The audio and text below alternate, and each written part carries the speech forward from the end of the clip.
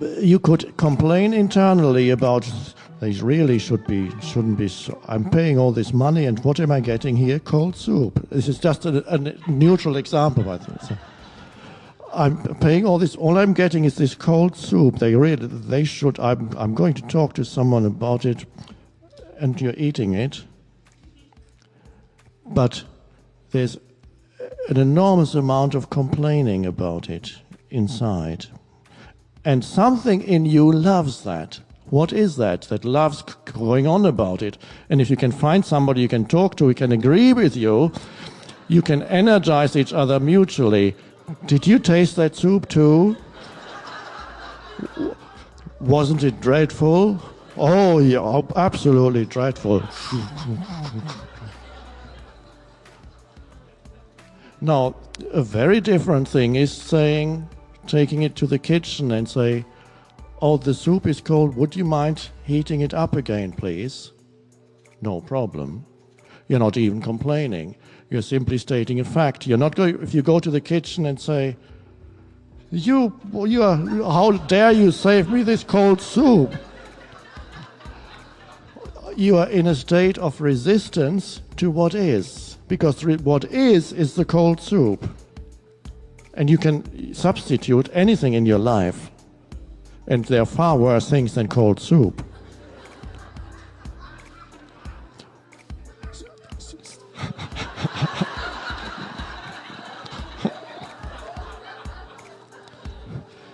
So you are in a state of resistance to the isness of this moment, which is the cold soup.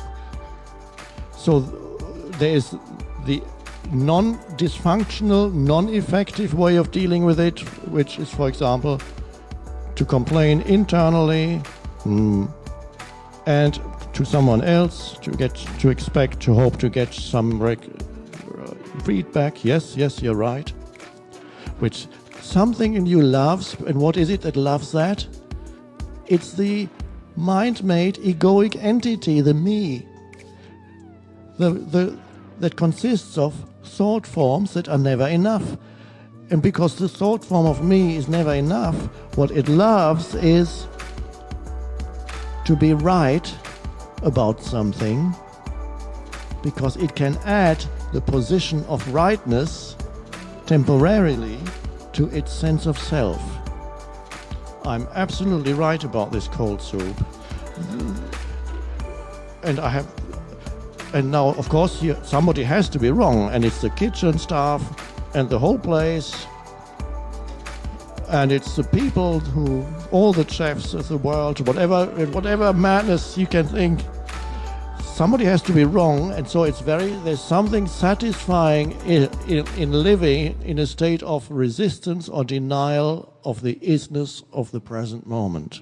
That's why it is so all-pervasive in humans. There must be some payoff when they continuously resist and complain and deny the present moment. And what is the payoff? It's unconscious, of course. When you make it conscious, you're beginning to step out of it. And this is why it's good here to look at it, because it may come up in you, even as you're here, not necessarily the cold soup. It'll be something else.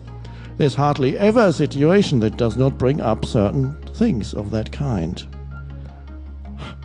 So, the isness of this moment, at this moment, there is nothing you can do about the cold soup, because you cannot argue with isness. It is cold. What do you want? It is. So that is what is your relationship then to the isness of this moment? You reject, you say, this is how it is, it's cold. Then of course you have a choice, you're free, you can eat the cold soup and say, that tastes okay too. Or you can say, it doesn't taste good, but I'm eating it anyway. Or you can take it to the kitchen and say, could you please heat up this soup, it's cold. Without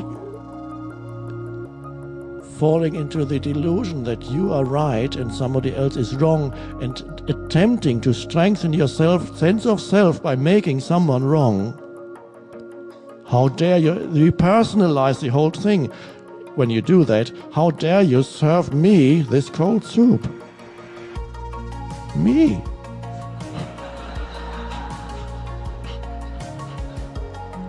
And so to the ego, that is very satisfying. It doesn't feel good. The body knows that it doesn't feel good when you're in that state. The body, if you could examine the physiological things that accompany that state, you would see that it affects the blood circulation, it affects the heart, it affects your breathing, it affects the entire energy field of your body, which is contracted. And now imagine humans living most of their lives in such states of denial. What that does to the body also, that's just a small thing compared to what it does to their well-being. My God. So watch out for the things that would usually create a response of resistance. And see if you can allow this moment to be, whatever form it takes, whether you can recognize the isness as something that it would be mad to argue with. And if anything needs to be changed about the isness of this moment, very effective action arises out of the state of non-resistance. Far more powerful, far more effective than any action that comes out of the state of denial or resistance of the present moment.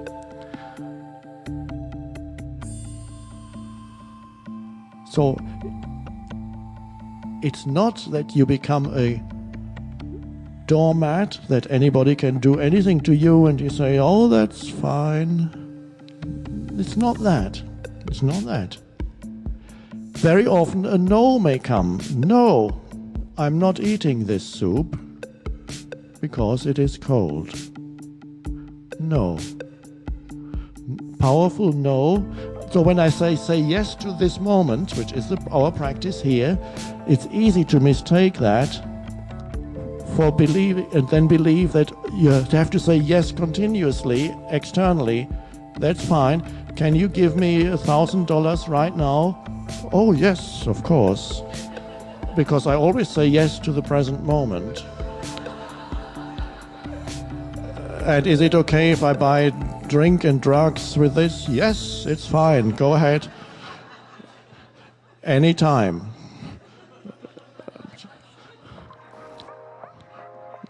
Or somebody stops, you're waiting for the bus, somebody stops, you can smell the alcohol and says, you want to ride? Do you say yes because you say always yes to the present moment? No. You say, no, thank you. What you don't say is, how dare you offer me a ride? You're completely drunk. You should...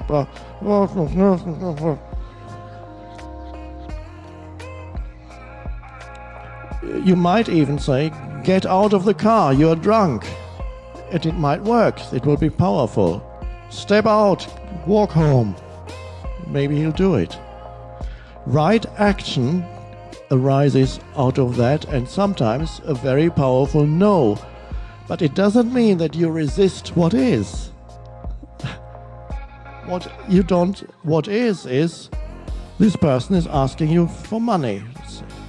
And he's asking you 10 times already. You've given twice and he never gives anything back. And then the time comes, just, can I have another? No, I'm not giving you anymore. Oh. Internally, you're not resisting that. You accept the fact that this man is asking for money. That's what he does. That's his conditioning. He can't help it. That's what he does. So that's the isness of the present moment, is this person wanting that from you, and what arises then out of the state of acceptance of this isness is not some kind of inner rejection of this person even.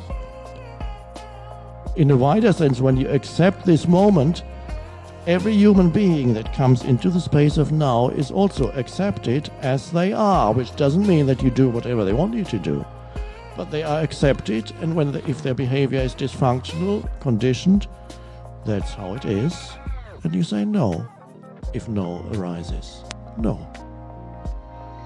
And it's a non-reactive no, powerful no.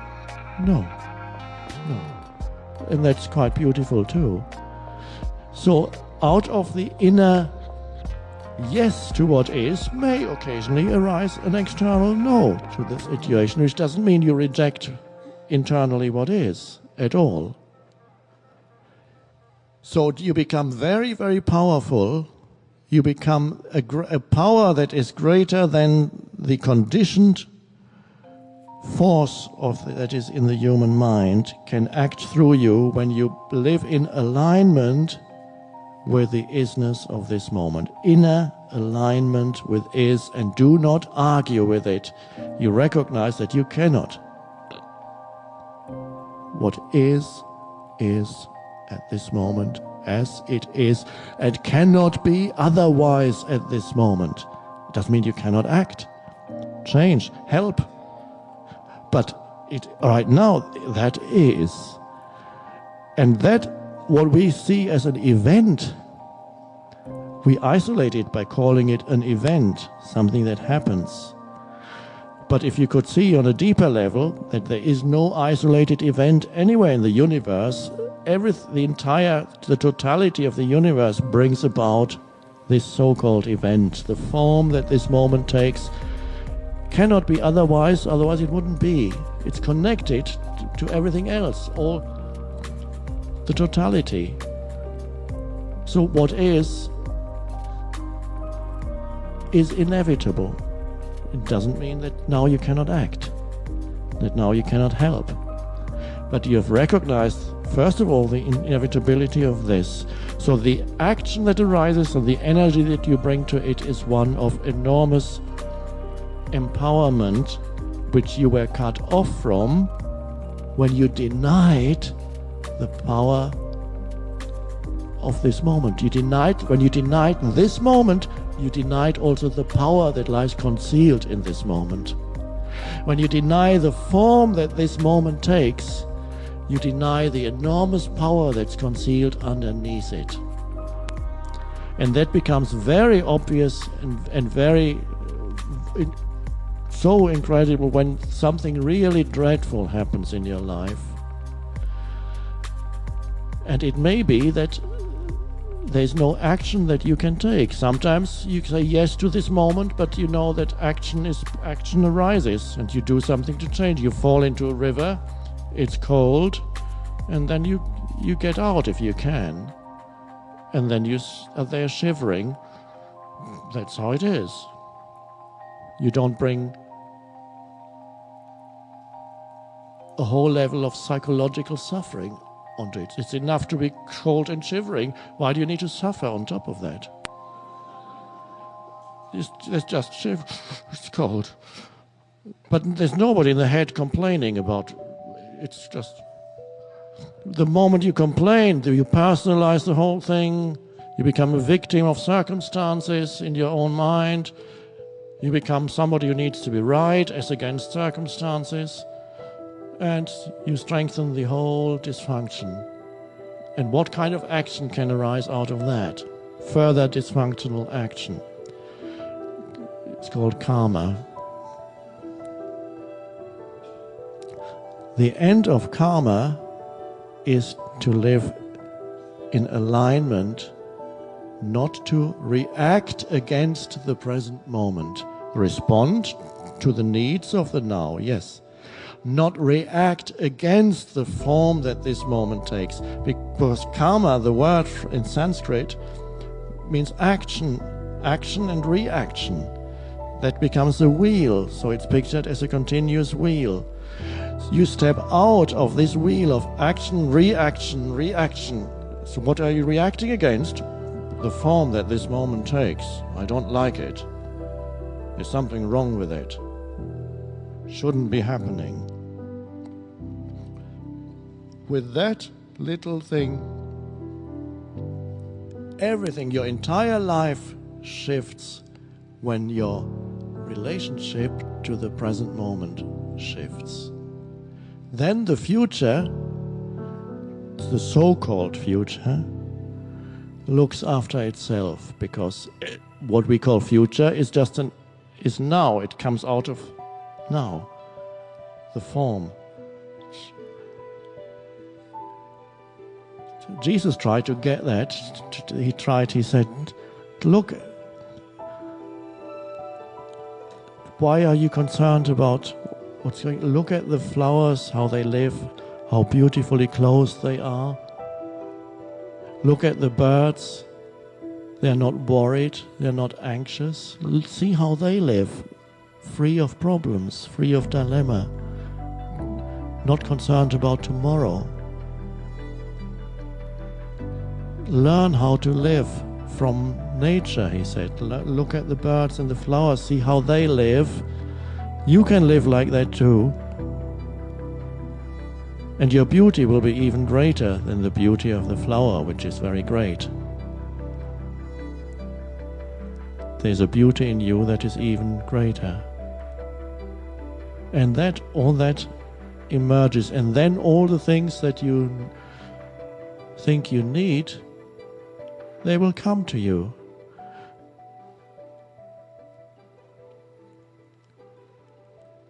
The morrow, in the old translation of the New Testament, it says, the morrow will take care of the things for itself.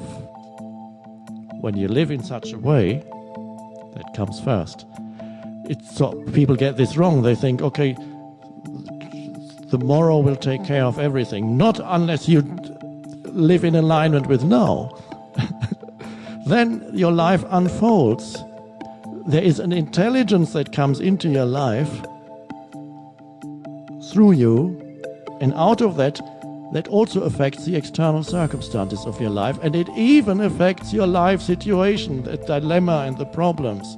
Not that a certain amount of change will ever disappear. Things will come and things will leave you. Things will come into your life and things will dissolve. That must continue in the world of form. But that can unfold much more harmoniously when you live in alignment with is. And so that's our practice here. Many of you are already practicing. You try it out here. It requires alertness. It requires you to be alert to see what your relationship is to the present moment, at this moment. So you need a certain degree of alertness is needed.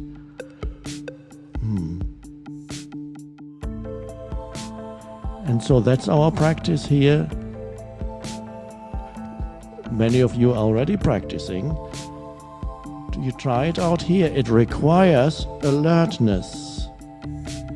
It requires you to be alert to see what your relationship is to the present moment, at this moment. So you need a certain degree of alertness is needed.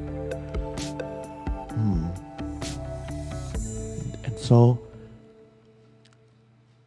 it also implies that your sense perceptions will become sharpened, because very often you will find yourself looking and listening with greater intensity, greater clarity, as you walk from here to there, as you sit, lie, stand.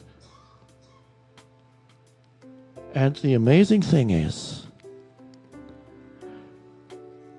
when you no longer deny this, the isness of now,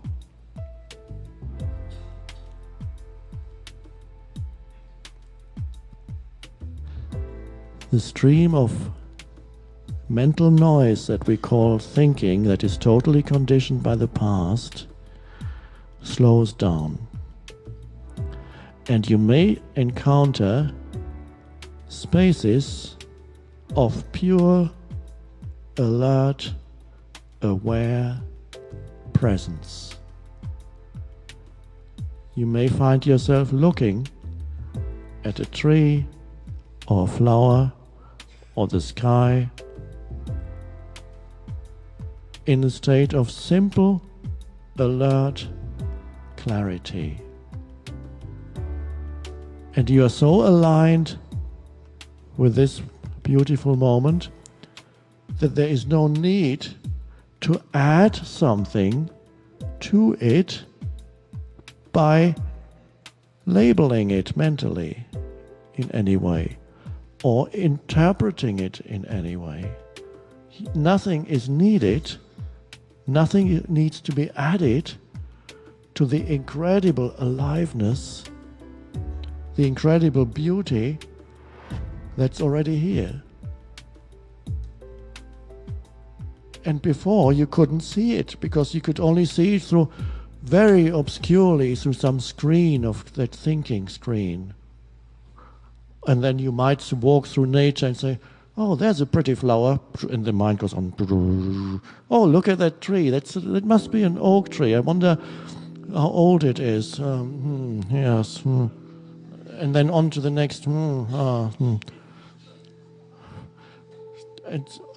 this is so. The cessation of the involuntary stream of thinking that most people are totally trapped in comes with the yes to what is. You don't need to say, okay, I have to stop my mind. That usually doesn't work.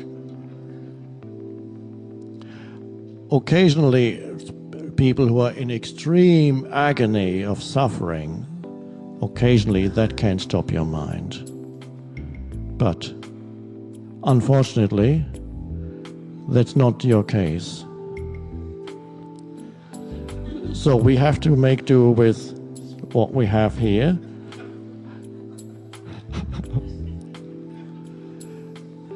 And that is, you've suffered enough.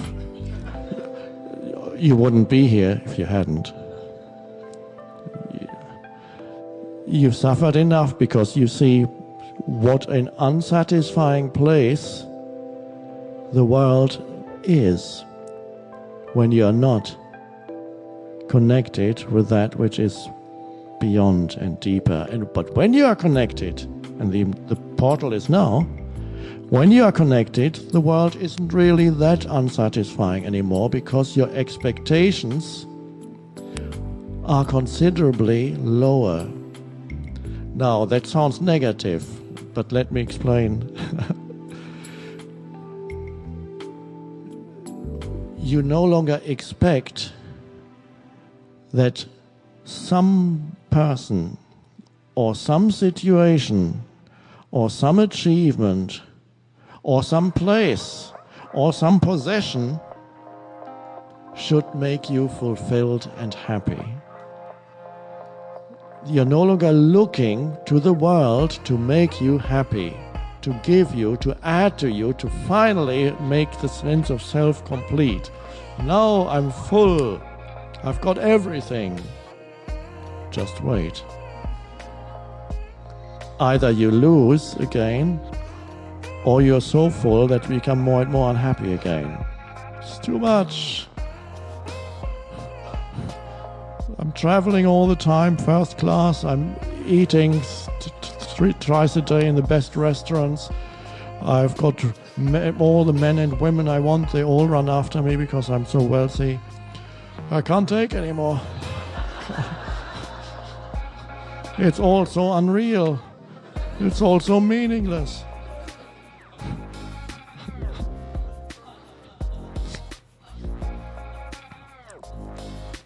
So when you you no longer expect the world to make you happy. With the world means what I've just listed: possession, place, person, to fulfill you. Please make me happy.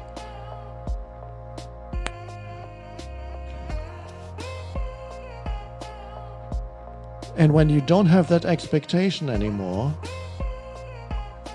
when the world, which really comes down to the form that this moment takes, is allowed to be as it is right now. Internally, it is allowed to be as it is. There you are. This is the form that this moment takes. It is as it is. and it is allowed to be as it is, then life becomes very satisfying. Because you don't expect your satisfaction from that form.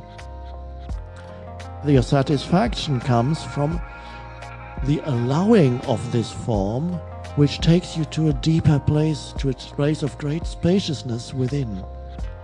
Because they suddenly, when you allow this moment, there is space around this moment, inner space, one could say. And that is a space of peace and stillness around even the most seemingly unpleasant event. And that is deeply satisfying. And it doesn't depend on what happens or does not happen. Another word for this is surrender to life. It doesn't mean you become weak. The opposite is you are very weak when you are not surrendered to life.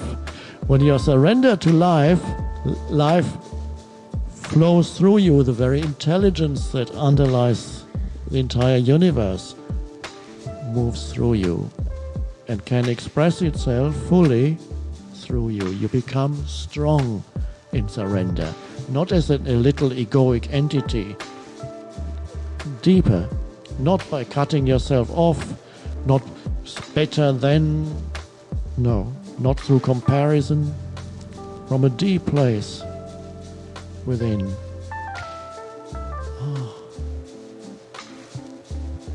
So there is another way to live. A shift is possible, not only possible, it has become absolutely necessary for humanity to step out of the collective dysfunction of the human mind. And that's why we are here, and why this teaching, so-called teaching, which isn't a teaching really that comes to you from the outside, it arises from within. If it were not arising already from within you, you wouldn't be here. It's as if you were listening to the truth being spoken from within you. That's really how it is. And you recognize the truth. It's so obvious. When you look at the dysfunction, it's so obvious. Denying the now, making it into an obstacle, an enemy, how absurd. And going beyond, it's